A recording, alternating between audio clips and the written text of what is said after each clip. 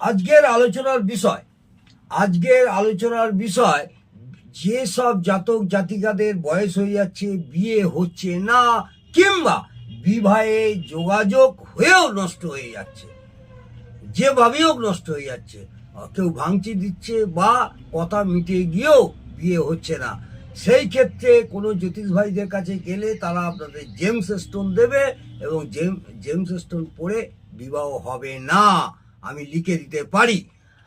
আগে আমি বলি, এই বিবাহ বয়স হয়ে গেছে যেখানে বিয়ে হচ্ছে না, জেমস স্টোন কখন পড়বে তার বাত অ্যানালিসিস করে দেখতে হবে তার জায়াভাব ঠিক আছে কিনা, সপ্তমপতি কোথায় বসে আছে, তখন সেগুলো আমরা জ্যোতিষ ভাইদের কাছে বিবেচনা করে তখন আমরা একটা জেমস স্টোন ধারণ করব। আমি এখানে আপনাদের একটা টোটকা বলছি, এই টোটকাটি মন দিয়ে শুনুন এবং করে দেখতে পারেন। আশা করব যেসব ভাই বোনেদের বিয়ে হচ্ছে না, বিবাহ হচ্ছে না বা বিয়ে কথাবার্তা মিটে গিয়েও যোগাযোগ নষ্ট হয়ে যাচ্ছে, সেই ক্ষেত্রে বছরে অন্তত দুবার আপনাদের কি করতে হবে, কামদেব ও প্রজাপতির হোম যজ্ঞ প্রয়োজন।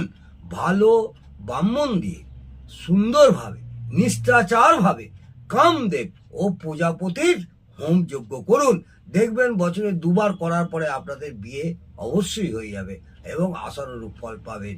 যদি এইটা করার পরে এই বিয়েতে আপনাদের আশানুরূপ ফল পান, তখন আমাকে কমেন্টে জানাবেন যে দাদা হ্যাঁ, আপনার এই ছোট্ট টোটকাটিতে আমাদের উপকার হয়েছে।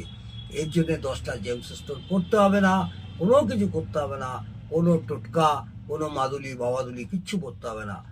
বিবাহ হচ্ছে না কিংবা বিবাহের যোগাযোগ হয়েও নষ্ট হয়ে যাচ্ছে, সেখানে কামদেব এবং প্রজাপতির হোমযজ্ঞ করুন এবং নিষ্ঠাচারভাবে ভালো পুরোহিত দিয়ে এই যজ্ঞটা করুন বছরে 1 থেকে 2 বার, দেখবেন আশানুরূপ ফল পাবেন।